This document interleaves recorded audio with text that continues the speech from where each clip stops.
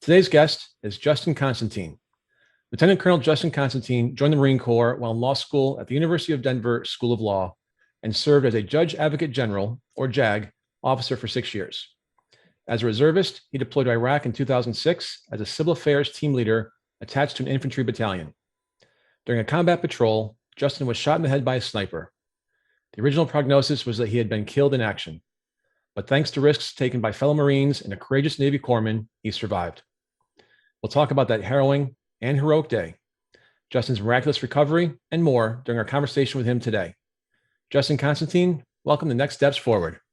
Chris, thanks so much for having me. I was looking at your website. I've seen quite an extensive list of guests you've had before me, interviewees, so I'm honored to be here. Thank you. No, I'm honored to have you. Thank you so much for your time. For his service in Iraq, Justin earned the Purple Heart, Combat Action Ribbon, and Navy Marine Corps Commendation Medal. As a result of his injuries, he lost sight in his left eye. With most of his teeth missing and the loss of part of his tongue, he cannot speak perfectly clear, but he makes his points with compelling clarity. He can no longer run because doctors remove bones from his legs to use in reconstructing his upper and lower jaws. And he suffers from the effects of post-traumatic stress and a traumatic brain injury. Yet, despite that, Justin Constantine is a presidential leadership scholar. He was named a champion of change for veterans by President Obama, and is also one of the wounded warriors painted by President George W. Bush in his book, Portraits of Courage. In 2017, he received the Henry Viscardi Achievement Award for shaping attitudes, raising awareness, and improving the quality of life for people with disabilities, and the Veterans Advantage Hero Vet Award for significantly contributing to the veteran community through ongoing service and leadership. Justin, let's start with how you ended up in the Marines. You were in law school and you decided you wanted to join the Marine Corps. Most people seem to want to avoid military service.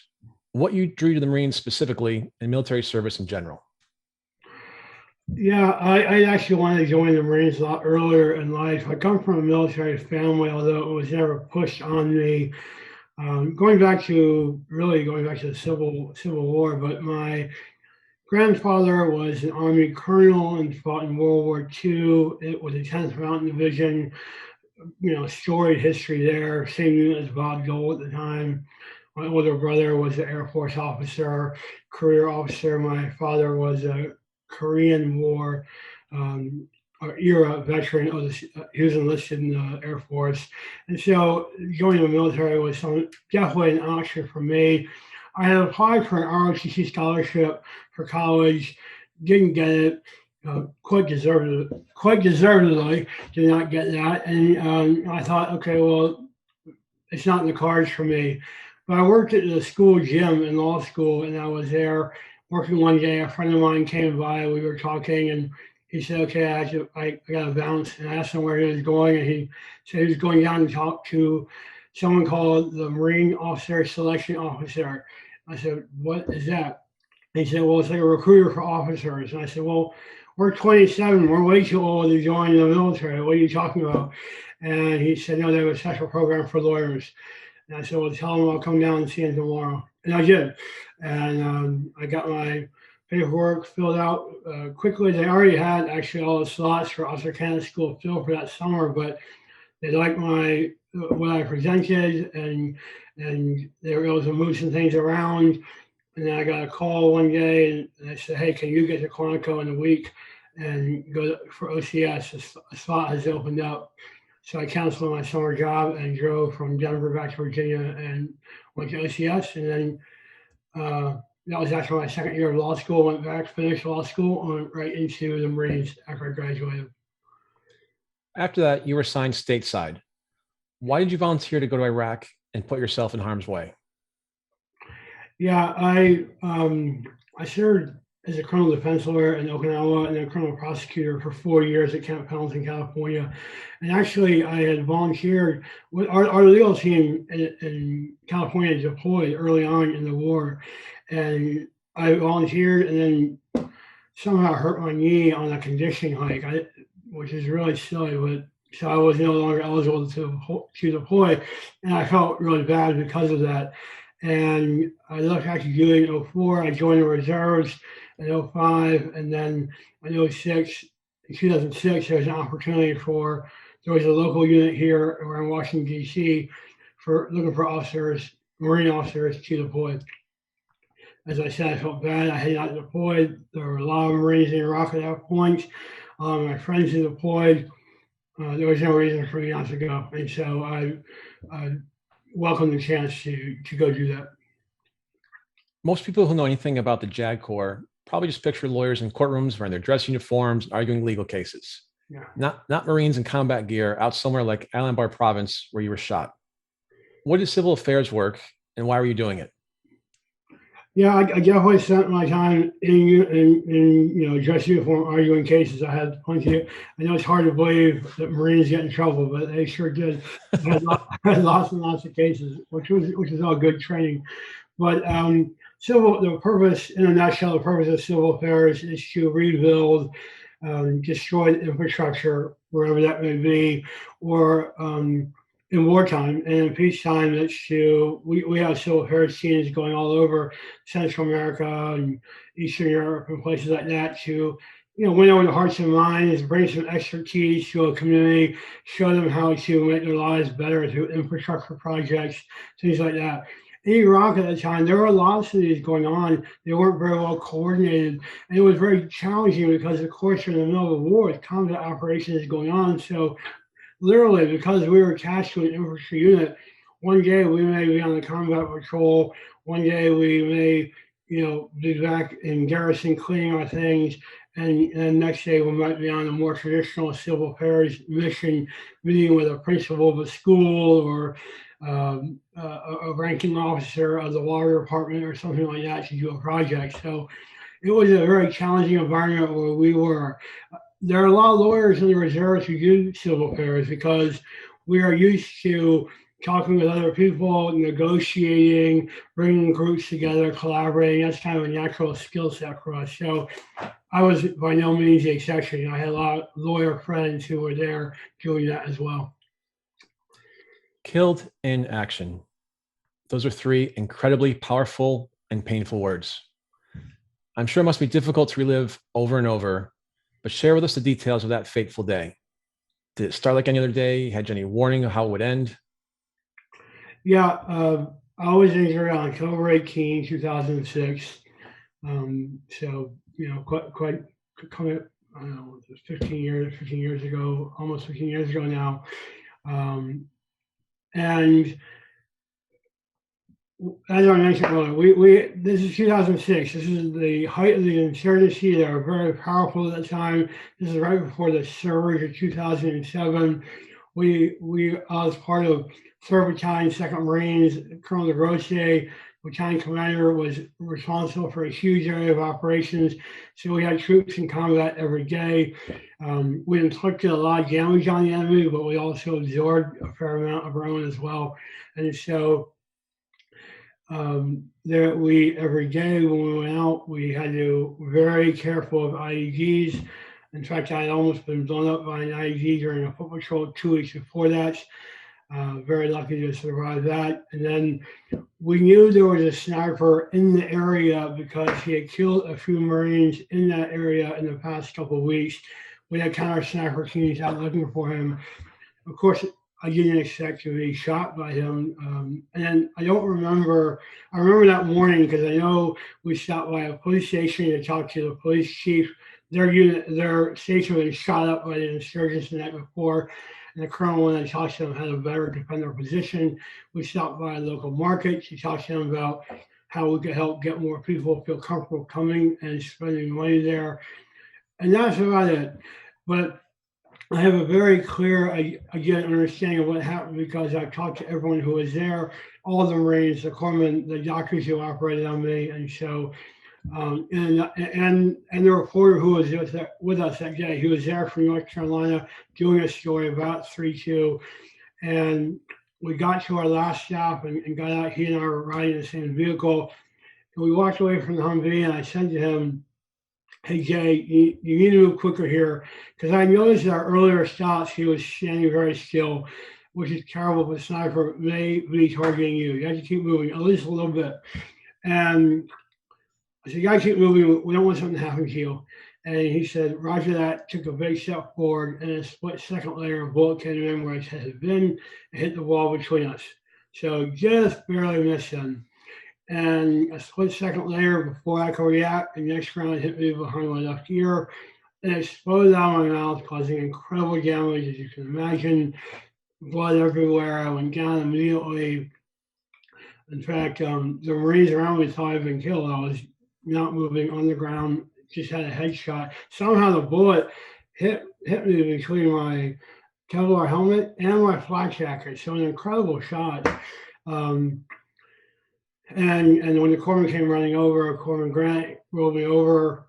I was no longer breathing. He was able to perform rescue breathing, even though a bullet had just gone through my face. So he is incredible. He's 25 years old at the time. Performed rescue breathing and cut up my throat and performed an emergency tracheotomy so I wouldn't drown in my own blood. So I certainly didn't expect something like that today. I'd already gone out on probably a couple dozen patrols, and we hadn't had something like that happen to us at that point, just improvised explosive devices. So I can go on in more detail later if it matters, but just everyone did exactly what they were supposed to do. I couldn't, if I hadn't made it, it would have been no one's fault because it was, I was so close to not making it, but everyone did amazing to keep me alive. Share with us the weeks, months, and years of the recovery process, because in some respects, you must still be recovering even today. Yeah, I am. I am still recovering, Chris, and you know that's how it is for a lot of wounded warriors out there. There's tens of thousands of us, 60, 70,000 of us who have survived injuries that would have probably killed us in earlier conflicts, but because of incredible advances in battlefield medicine and technology, we're surviving. But our recoveries are very long. I was in an induced coma for a couple of weeks, and my first recollection is being in the intensive care unit. And I didn't know this, but at the time, my head, I couldn't speak, and my head was incredibly swollen. And the doctors didn't know if I couldn't speak because the corpsman had accidentally cut my vocal cord when he did the tracheotomy, which would have been understandable under the pressure he was under, or what the reason was. Well, I kind of came to and heard the doctors talking about me and saying my name, and I just said Constantine, and my name. And Galia, my wife, then my girlfriend, was sitting there, and she started crying immediately because she understood that meant I would be able to speak. My friends had pulled together money to buy a computer in case I would not be able to speak on my own. I mean, that's how serious it was. And so she called the rest of my family, and of course, coming out of coma, I had no idea where I was, what was going on, what the big deal was. And it actually did take several weeks before I understood the gravity of what had happened. In my room at Bethesda, which is now Walter Reed, they've combined. The doctors and nurses told Galia and my family to put up. I got a lot of get well cards from people around the country, and to cover the windows and mirrors with them so I wouldn't see my own reflection, because I knew that may cause me to get depressed if I saw too early what had happened.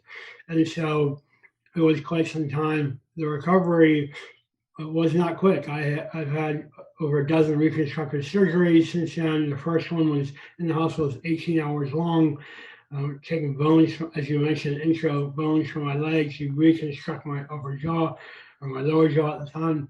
And so I've gone to mental health counseling, which was worked out fantastic. Physical therapy, and I still continue to get surgery to this day. I just had one recently, about 3 weeks ago, in my mouth. I believe this will be the last one, and I'll be as far back to quote unquote normal as I ever will be, which I'm good with. You just talked about the advances in trauma care, and many of them directly attributable to battlefield care and the golden hour, which we've talked about in the show previously. Obviously, extraordinary measures had to take place to save your life. Would you share some of what happened in terms of medical protocol and action explained why you're with us today? You talked about the tracheotomy. Were there other things that there just wouldn't happen 10 or 20 years ago? Yeah, well, first of all, after Coleman Grant, he told me that he was trying to put what's called a trumpet in my throat to keep things together. And I was, even though I don't remember any of this, I was in shock. I was fighting him. I thought he was the enemy, and I kept batting his hand away. And he got to the last one, and he said, "Hey, sir, this one, you gotta leave it in, or else you're not gonna be able to breathe, and I can't do anything else after that." And he said, even though I could only see out of one eye because the other one was filled with blood, he saw that I could recognize what he was saying. They were able to get me in the vehicle, and then Corporal Jordan Bueller, who was only 21 years old, put his life on the line and drove me down a road the to the aid station, knowing full well that there were very well could be IEDs on that road. We saw them, we literally hit them every day. And he drove at 70 miles an hour. We had a standing order at that time to never drive faster than 15 miles an hour because we knew if we hit one going faster than that, would dramatically increase the chances of causing a vehicle to end over and killing everyone inside it. He didn't care. He knew he had to get me there in the golden hour. They got me there, pulled in. I was hanging on to the two guys. They took me in, and I talked to the doctors who operated on me then, and so I have a good understanding of what happened. But they told me no one up until that point had survived a gunshot wound like this. So as you said, they had to develop new protocols. They had to figure out how to intubate me, and the anesthesiologist had to figure out how to do his job. While I was kind of sitting up, because when I lay down, the blood would come out, and I was losing blood quickly. So they stripped me down, intubated me on the way down, performed some emergency surgery, stabilizing as much as they could there. Had gauze all over, and just tried to hold things together. They put me in a body bag, which is a SOP, standard operating procedure, kind of grim, but that was their SOP. So then load me on the helicopter and take me to the main ER at another base. It was much more sophisticated, where they were able to, again, perform some more surgeries, and then on to Landstuhl, Germany, and then to Bethesda. But the doctors told me that, in fact, they had learned from operating on me so quickly, they developed these protocols that then saved other Marines' lives after I was injured. So, if there's a silver lining to all this, other people have survived because of what they learned. So that's a good thing. Are you able to stay in touch with any of the Marines or the Navy corpsmen or doctors who saved your life, or is that just too traumatic to maintain? I did loosely for quite a while. I definitely keep in touch with Coleman Grant.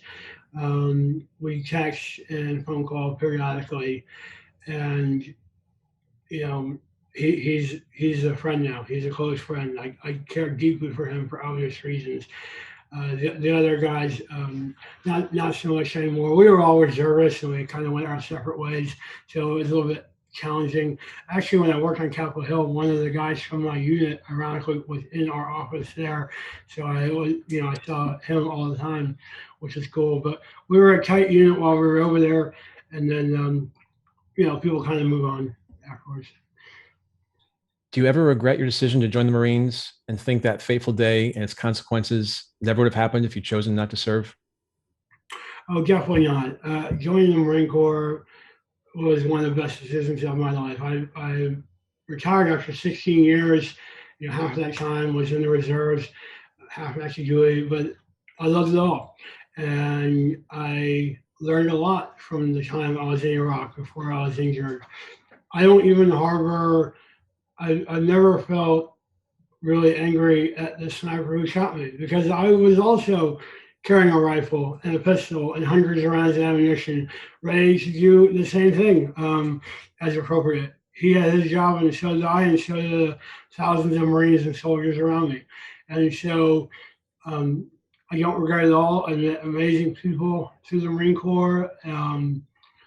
To this day, I continue to meet people through the Marine Corps. Obviously, I wish I hadn't been shot, but at the same time, I've met so many people because of it, and I've been put in a position where I've been able to help so many people. And as I've gotten older, I recognize that's so fulfilling to have the capacity to help other people or at least empathize more with other people to understand where they're coming from and figure out ways that they can help themselves, or I can do something or make a connection. And my life was running smoothly before the deployment. I'm sure it would have continued to after that, or if I hadn't deployed.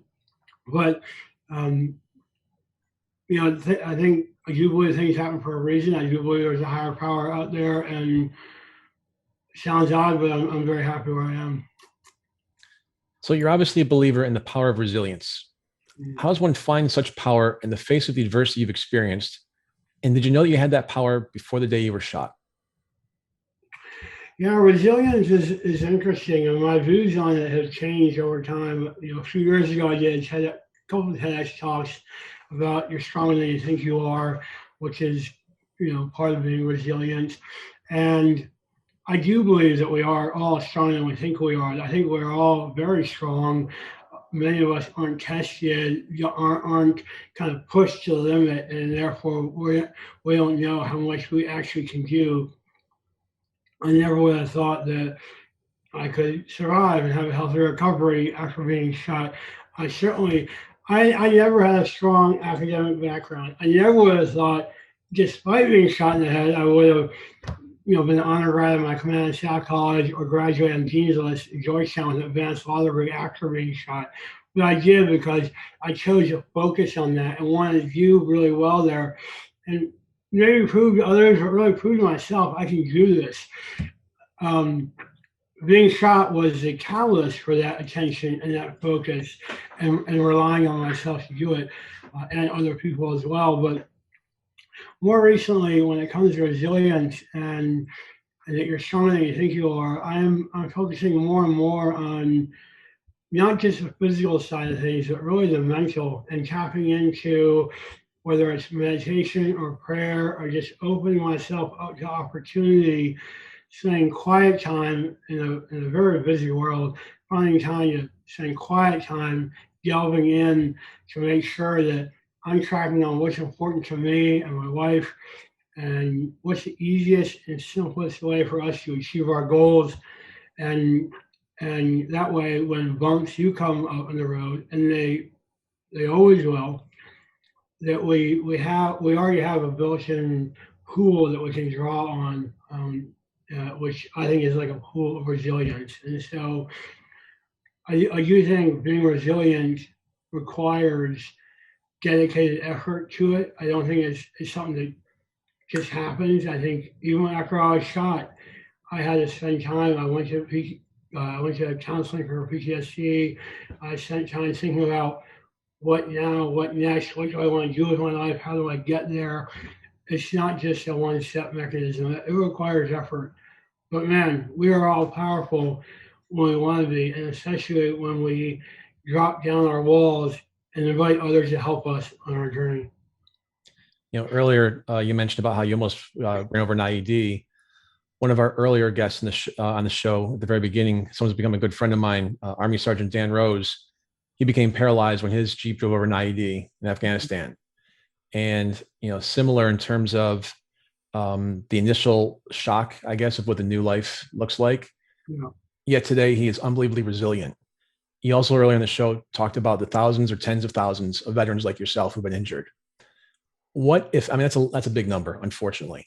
But what, if anything, can people like yourself and Dan Rose and others do to reach out, to be there? Because a lot of these men and women who are hurt, they don't want the help. And like you said, they've got these barriers that they won't let down. What can we do as Joe and Jane Citizen here to help them as well? Because if they're hurting, we're hurting. Yeah, it's a tough nut to crack. You're right. A lot of folks kind of hunker down and are staying at home, don't go outside, don't seek resources. A lot of veterans don't use the VA.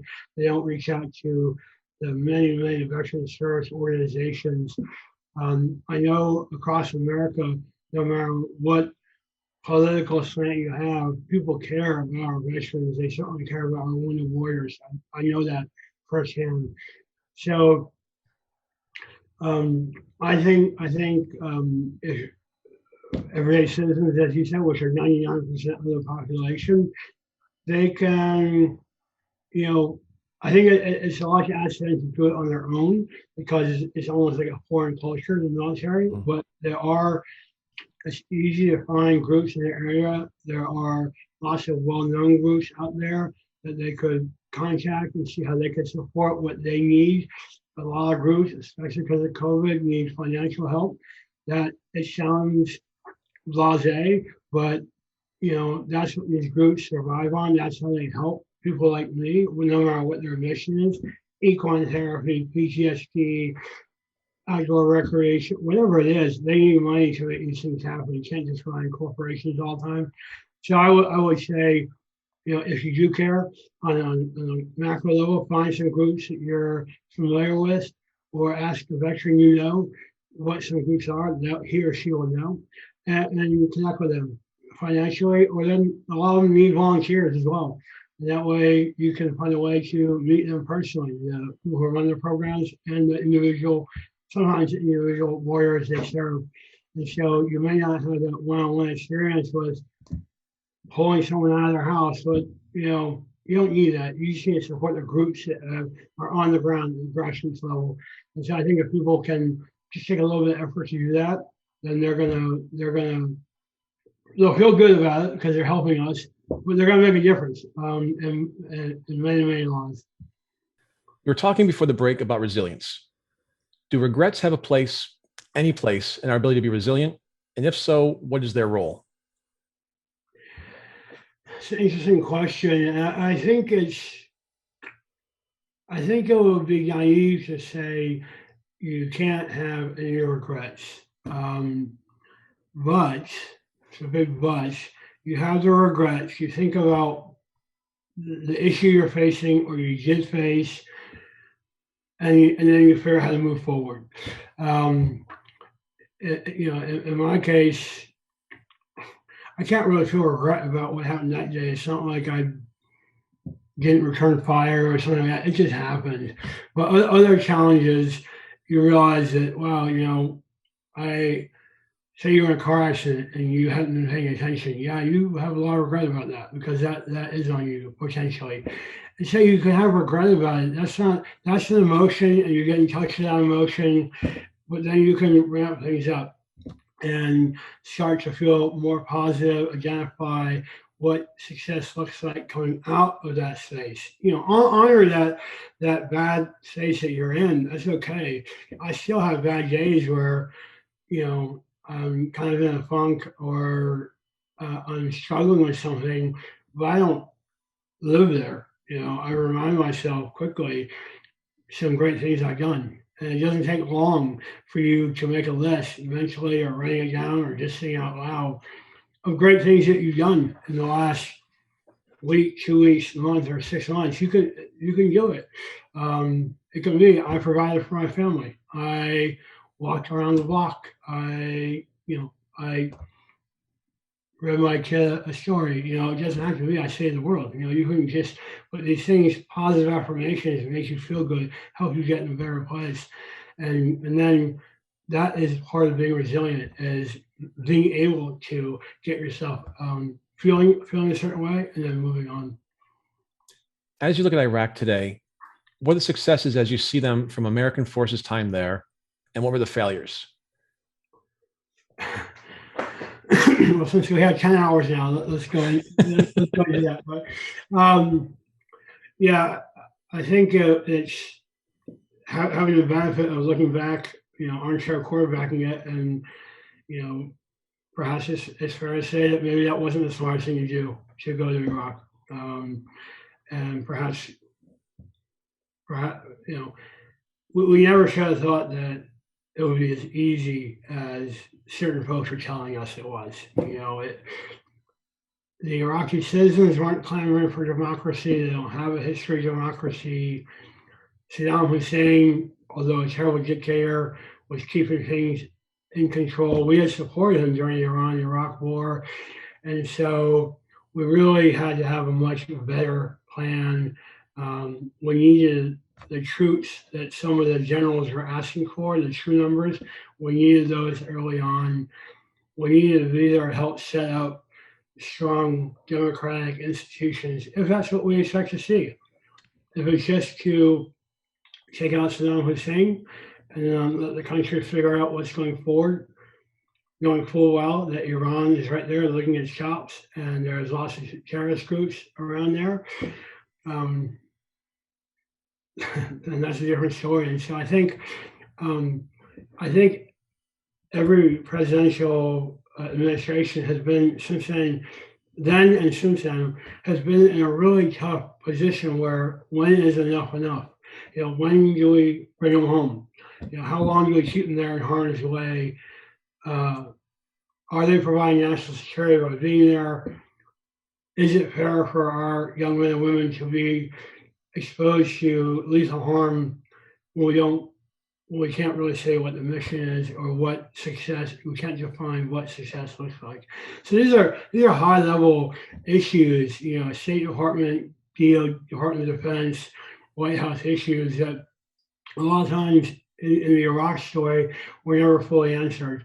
And so that was a point of frustration for me. Even my Marines would say, so, what is the ultimate goal for us here? And I like, I don't know. I read the news just like you. I know what our orders are, and that's what we focus on. We're certainly not creating policy over here unless we do something really bad.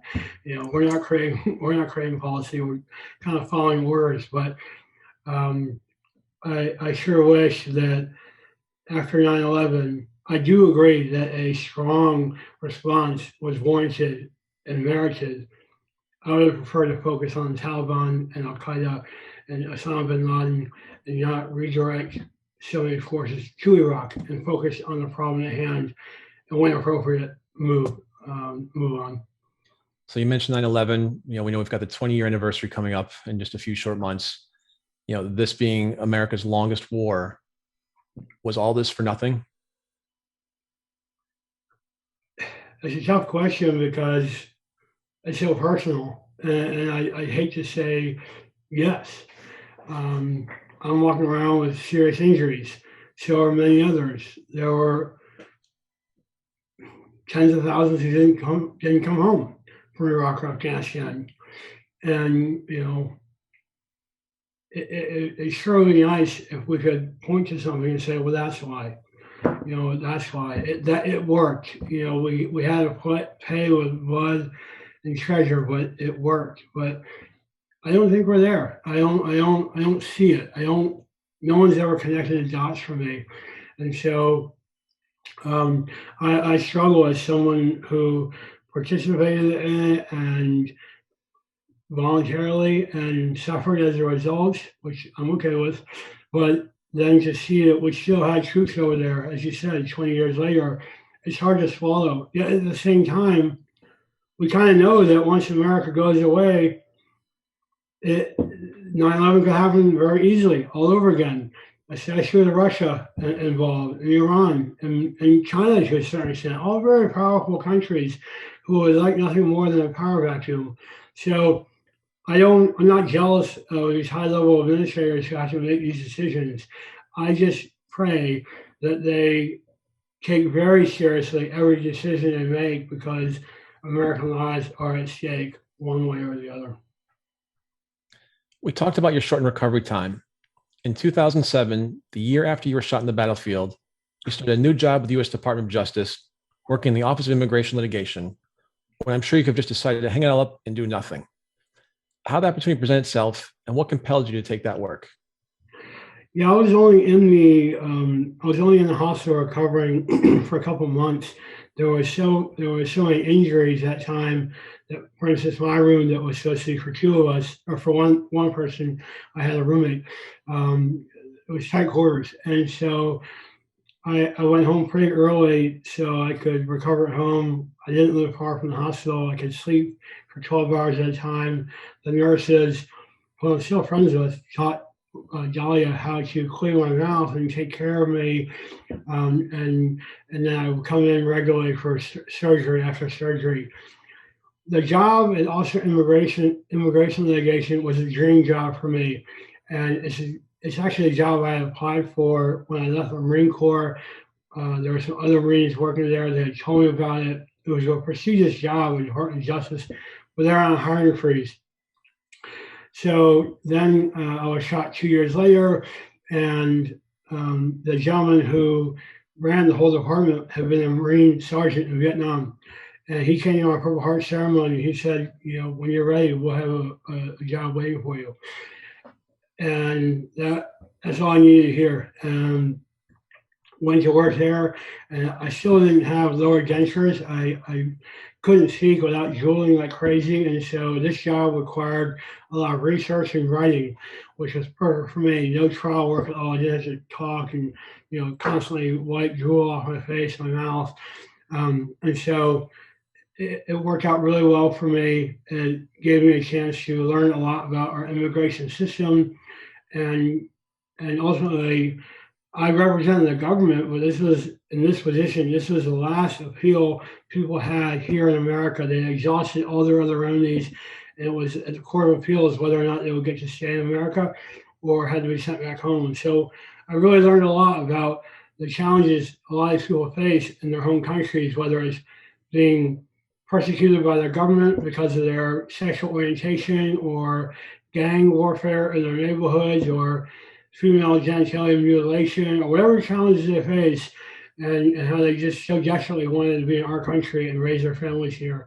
And those are hard decisions. Like, you kind of gloss over on the news, but people who make those decisions, the trial judges, that's hard work because every case is personal. Let's fast forward just for a moment to last year.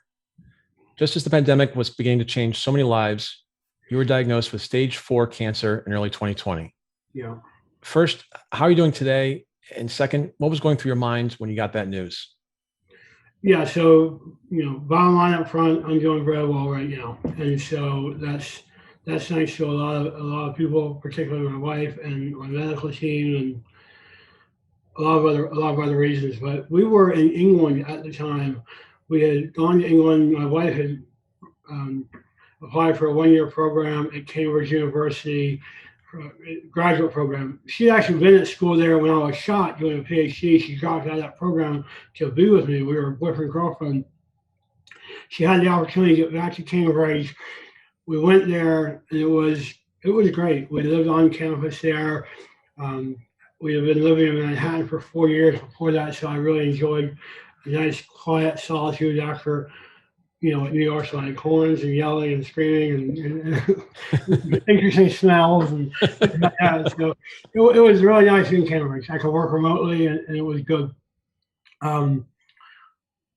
We went to the doctor for some blood work on an unrelated issue. He was, when he saw the test results, he was very concerned. We had another test done, and he said, "Look, I think you have cancer." I'm a general practitioner. I'm not an oncologist, and I recommend you go back to America. I don't think you should start your treatment here if you're going to go back to America. They use totally different medicine than we do. I don't know how much you're entitled to under our national health system since you're on a visa. And so my wife and I catch it together. That was hard news to swallow. We walked out of the building down the street, and we just stopped and hugged each other and started crying because that was a lot. You have cancer.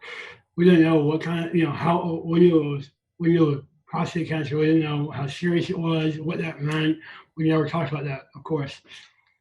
So 4 days later, we had put everything on hold. We're back on our way to the States. Found out exactly how serious it was. It's stage 4 because it had already spread to my pelvic area and spine and a little bit to my lungs. And so surgery was not an option. A lot of times people find out they have stage 1 cancer, they go to surgery and take care of it. That wasn't the case. So I had immediately changed my diet to what they call a Mediterranean diet, really almost all plant-based, a little bit of meat, but not much. No dairy, no processed food, no alcohol, no sugar, no soda, nothing like that. So very regimented system.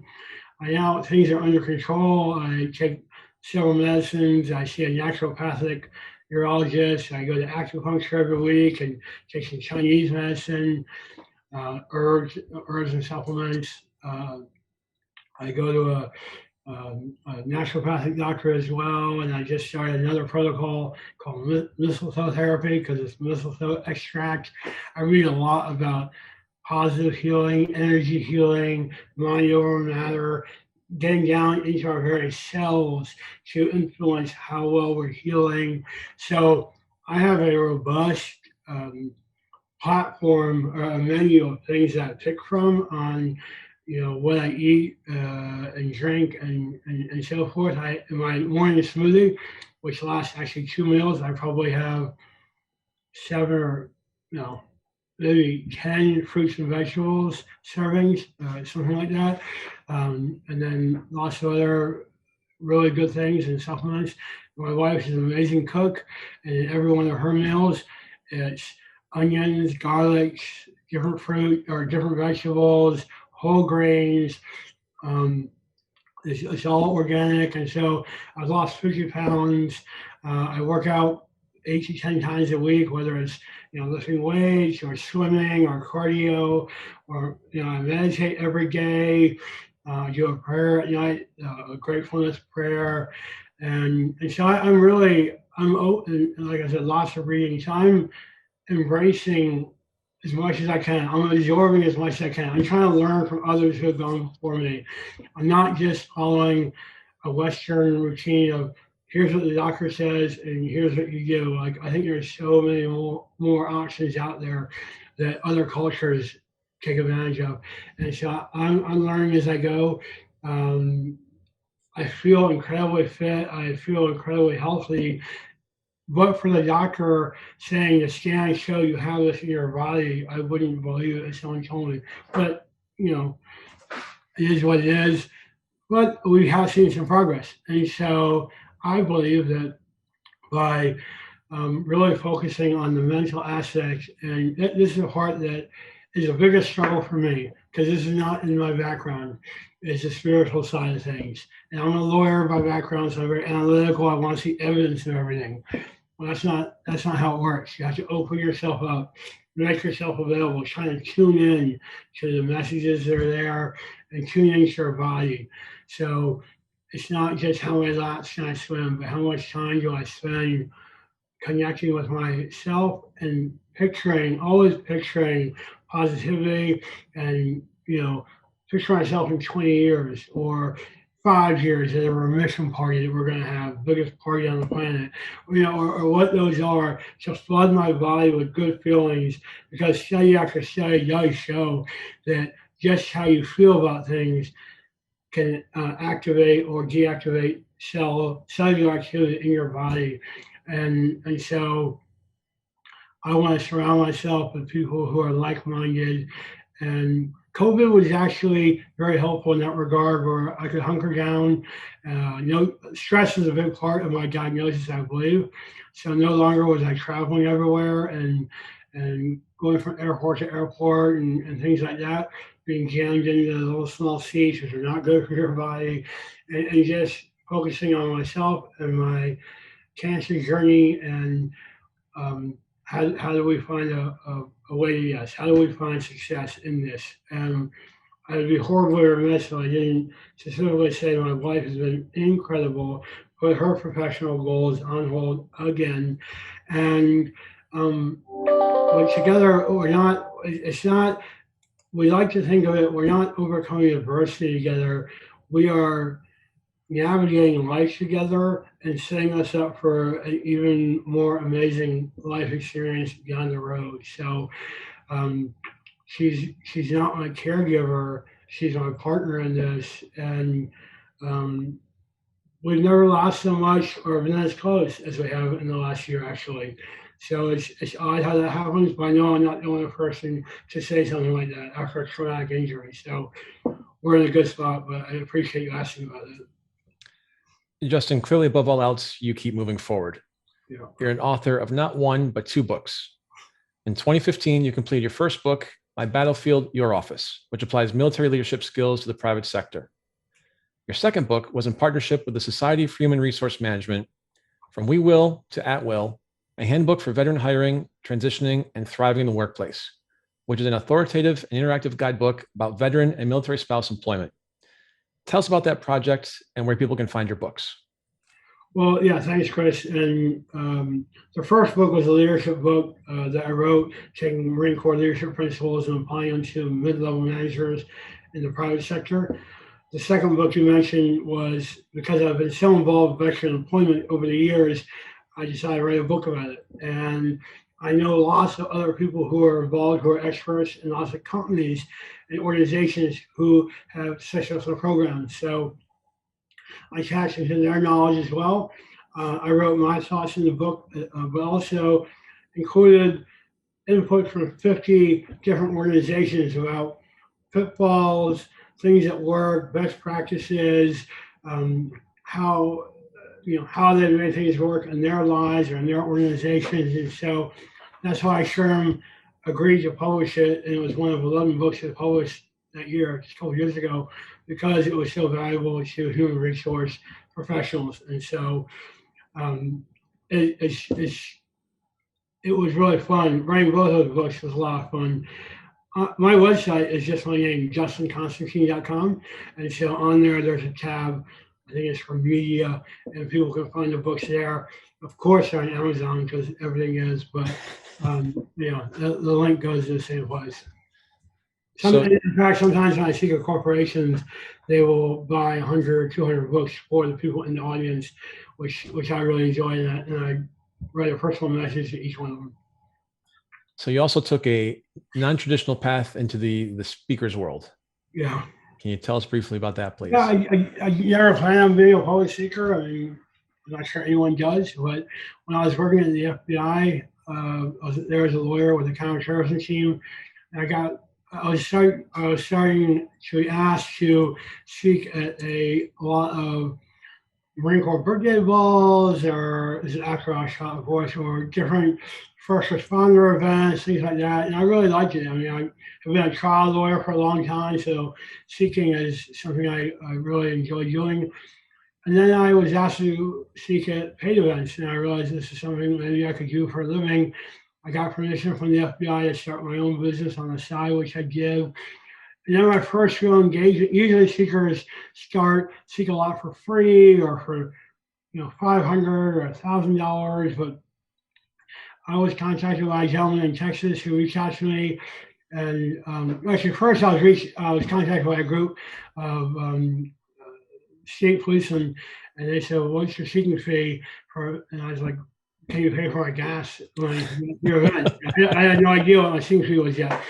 And I went there and spoke, and they gave me $1,000 in cash. It came in an envelope. I don't know where they got it from, but I got $1,000 in cash. Then the first corporate event, the gentleman asked me what my fee was, and I just took a deep breath and I said $5,000, which from my background, that's a lot of money. And he said, "Okay, sounds good." And I was like, "Why did I say 10?" But I realized, I had spent a lot of time thinking about these things. I have a unique message. I have spent time curating my message to apply to corporate audiences, and so it's worth it for them. And so I started my career charging more than maybe a lot of other speakers do. So it was a nice way to get going. So Justin, we have just a few minutes left. Sure. What parting advice do you have for audience about how they can feel more empowered, have strength through adversity, and achieve their goals? Yeah, well, there's certainly lots of resources out there. Podcasts like yours. There's so much content, but what has worked for me has been allowing yourself, being okay with asking for help. That's critical. That's something I talk about a lot. Asking for help. I mentioned PTSD counseling. I went to counseling for 18 months, once a week for an hour, one-on-one with a psychologist. And it was the best decision I could have ever made. So being open to help and playing it out there mentally, being okay asking for help. A lot of us aren't willing to do that, especially from the military. We're not okay doing that. That makes a big difference. At the same time, there are a lot of people in our country, in our neighborhoods, in our communities who need help right now. So look for opportunities to help others. You're going to feel good when that happens. Don't be busy patting yourself on the back, but you're going to feel good by helping other people. And they may help you as much as you help them. Like I'm getting a service dog soon, and I can't wait for I can't wait. She's going to help me a lot, but she's coming with a couple issues of her own, and I really want to help her survive. That's just a small example, but just it takes time. You have to think about it. You have to plan it. You have to talk about it with someone. You can't be a pinball ricocheting through life. You have to make decisions and go for it. JustinConstantine.com is where they can find more about you and the work that you do. Justin, thank you so much for being with us today. Thanks, Chris. And thank you to our audience for tuning in to Next Steps Forward. I'm Chris Meek. For more details about upcoming shows and guests, please follow me on Facebook at facebook.com/Chris Meek public figure and on Twitter at Chris Meek_USA. We'll be back next Tuesday, same time, same place, with another leader from the world of business, politics, sports, or entertainment. Until then, stay safe and keep taking your next steps forward.